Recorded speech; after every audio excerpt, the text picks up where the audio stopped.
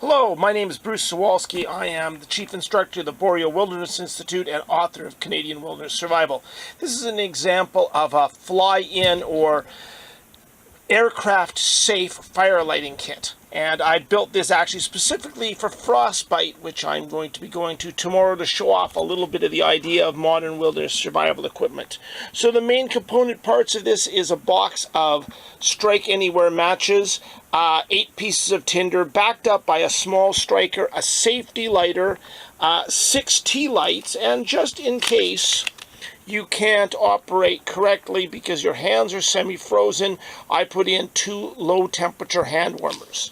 So this is the idea of a small kit that will save your life when stranded in the Canadian wilderness. And as you see, it's sealed in a bag with a bag sealer, so it's 100% waterproof.